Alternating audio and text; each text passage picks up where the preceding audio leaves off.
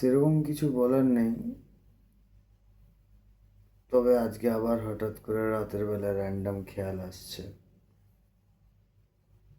যে সেদিনে যে আহমেদাবাদে, এখন আমি আহমেদাবাদে আছি, তো সেদিনে যে আহমেদাবাদে দুর্ঘটনা হয়েছে সেটাতে যদি আমি থাকতাম তো আমি কি ভাবতাম সেই মুহূর্তে।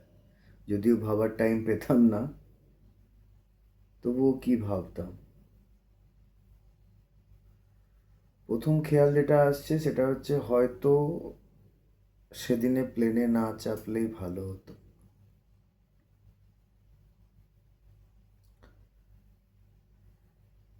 তো 3-4টে লাইন লিখেছি সেটার উপরই, সেটাই সবাইকে শোনাতে চাই আর কি।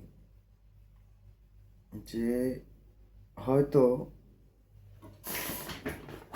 সেদিনে প্লেনে না চাপলেই ভালো হতো।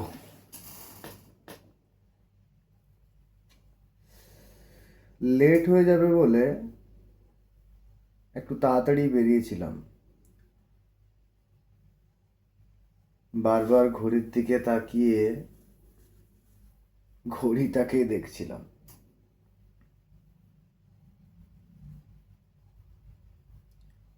আসার সময় দেখলাম দাদু তখনও পুজো করছে। শেষবারের মতো তার পা ছুঁয়ে প্রণামটাও করতে পারলাম না।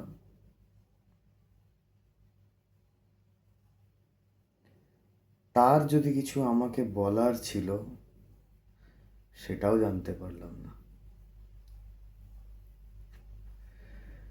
হয়তো সেদিনে প্লেনে না চাপলেই ভালো হতো।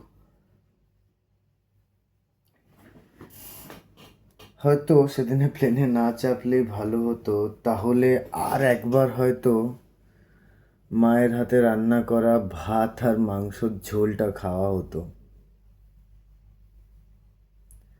দাদার ভয়ে আরও 2-4 দিন হয়তো বেঁচে থাকা যেত।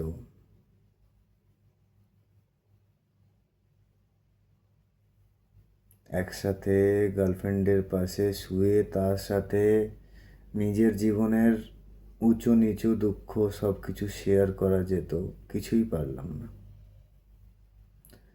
হয়তো সেদিনে প্লেনে না চাপলেই ভালো হতো। কি করতে যাচ্ছি? পয়সার জন্য? 4টে টাকা ইনকাম করব? কি লাভ হলো? কিছুই তো পারলাম না।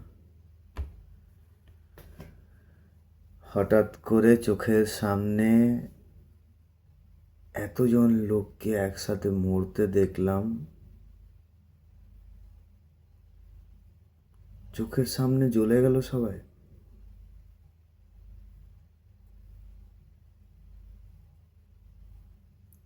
হয়তো তারা সবাই সেদিনে প্লেনে না চাপলেই ভালো করতো।